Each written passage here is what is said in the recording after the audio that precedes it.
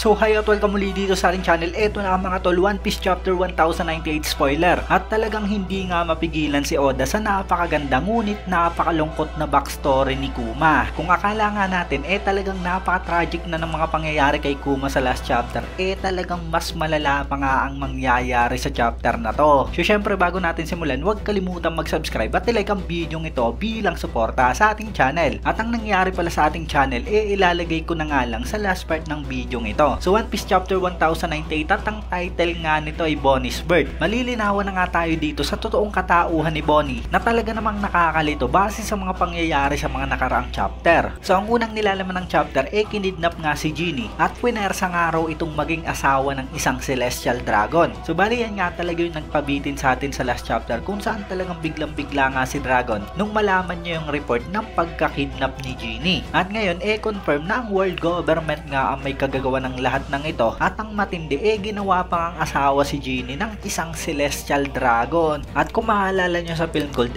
parang pareho nga ito sa kwento ni Tesoro at Estela. Napakasama nga nito mga tol dahil sa alam naman natin na lumaki nga magkasama si Kuma at si Genie. Kung tutuusin talagang dapat magkatuluyan si Genie at si Kuma. Dumating nga sa punto na si Genie na mismo yung nagyayayang pakasalan siya pero tumanggi si Kuma dahil sa ilalagay niya nga lang sa peligro yung buhay ni Genie. Pero kahit na nga ganon talagang napakalupit ng tadhana para kay Kuma. Pinili niyang hindi pakasalan si Genie pero sa huli magiging slave at magiging asawa nga lang ito ng celestial dragon. So matapos ang 2 taon pinalaya nga raw si Genie sa pagiging slave dahil sa nagkaroon nga raw ito ng isang nakakamatay na karamdaman. At bago nga raw mamatay si Genie kinontak daw nito si Kuma at sa naging pag-uusap nila nalaman nga raw ni Kuma ang location ni Genie. Agad nga itong nag-teleport pero talagang huli na nga raw ang lahat. Dumating nga si Kuma sa lugar kung saan patay na nga si Genie pero meron nga itong kasamang baby at ito nga walang iba kundi si Jewelry Bonnie. At ang matindi nakuha nga rin daw ni Bonnie yung nakakamatay na disease ng nanay niyang si Genie. So yun talagang grabe nga si Oda dahil sa sobra naman yung naging pahirap sa kwento nitong si Kuma. Alam natin na kahit tumanggi si Kuma sa alok ni Genie magpakasal sila talagang mahal niya nga si Genie at alam natin na talagang napakatagal nga nilang nagsama. Grabe itong mga tol dahil sa talagang nawala na nga kay Kuma yung lahat. Pagkasilang niya talagang naging alipin na agad siya dahil doon namatay yung nanay at tatay niya. Nagkaroon naman siya ng kahit papaano masayang buhay dahil sa nakalaya siya sa mga celestial dragon at nakakasama niya nga ng matagal si Genie. Pero sa huli hahantong lang din pala sa isang napakasalimuot na pangyayari. Pero talagang napakatatag nga nitong si Kuma dahil sa pinalaki niya nga ang baby na si Jewelry Bonnie. So bali ayan na nga siguro yung nakita nating alaala ni Bonnie na magkasama nga sila ng tatay niyang si Kuma. So na-confirm nga natin na hindi blood related si Kuma at si Bonnie. Kaya talaga namang napakalaki nga ni Kuma habang si Bonnie naman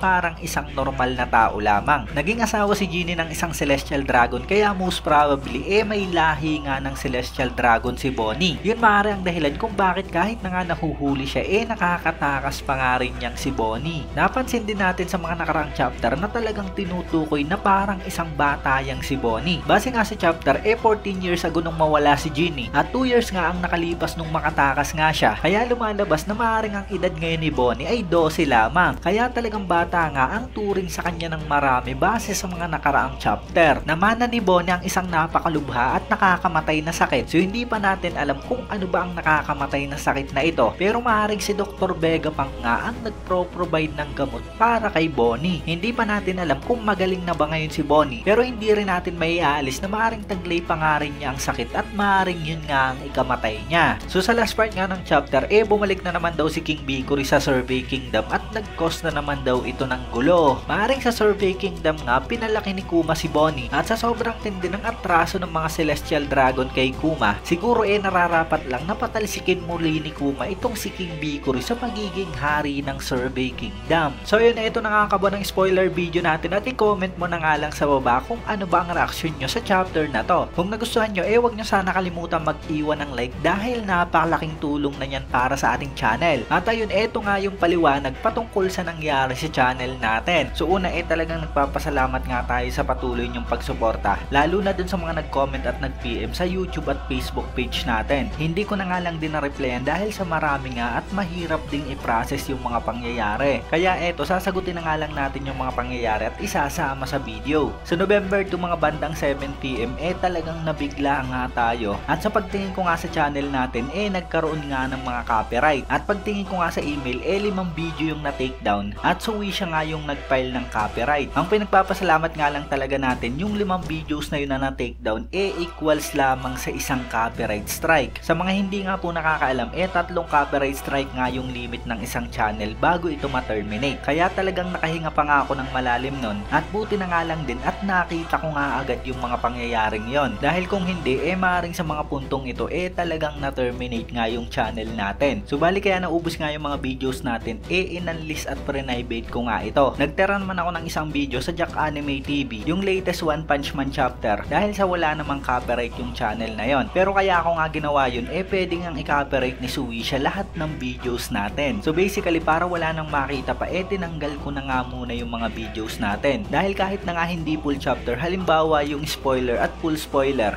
talagang kina-copyright pa nga rin ni Suwisha kahit na nga na-release na yung mga videos na yun nang wala pang manga. Kumbaga wala pa yung materials nila sa video at ang ginagamit nga natin kadalasan yung mga screenshot sa anime, mga fan art at iba pa. Pero pwede pa nga rin nilang i-claim yung videos natin gaya na nga lang nung nangyari dati. Kaya yun ang gagawin ko nga rito sa One Piece channel natin pa isa-isang video lamang yung nakalabas. Kumbaga ngayon spoiler video yung nilabas natin tatanggalin ko na nga ito paglabas ng full spoiler o full chapter. Habang yung mga materials naman natin sa full chapter talagang kailangan kong ambaguhin. So aaminin ko din talaga na pagdating sa full chapter talagang madaming manga panels nga yung naisasama natin. So yun nga talaga yung problema dahil sa dapat talagang limited lang yung ilalagay nating manga panels. So asahan nyo na talagang magbabago nga yung full chapter review natin at sana maunawaan nyo rin kung sakaling malate na nga ngayon yung release ng mga videos natin. Sa mga puntong to talagang hindi na nga pwedeng mawala yung channel natin dahil sa ito na nga talaga yung kabuhayan natin. Makakabango naman kung sakali pero kasi napakahirap nga bumuo ng community. Lalo pat sa YouTube lang naman talaga tayo nagkakaroon ng malaking views. At yung Facebook page nga natin talagang hindi naman lumalago at hindi ko nga rin mamonetize. Ewan ko ba kay Facebook. So tanging YouTube nga lang talaga yung inaasahan ko. Pero kung sakali naman na talagang may mangyari nga sa channel natin sa Facebook page ko nga lang kayo makikita. So meron nga tayong 3 Facebook page. Etong Jack Anime, Jack Anime TV at Jack Peace. Meron nga rin tayong TikTok, Jack Review PH at Jack Anime TV. So kung sakali man, wag naman sana dyan ko nga lang talaga kayo mahahanap. So ayun lang naman, muli maraming salamat sa patuloy na pagsuporta sa channel natin. Hinahangad ko na sana talagang matapos man lang natin yung kwento ng One Piece sa channel na to. Dahil para sa akin talagang libangan nga natin ito at kung sakali man talagang magpapatuloy pa rin tayo sa paggagawa ng mga videos. So ayun, maraming salamat sa inyong panunod at mag-iingat kayo palagi. Baga!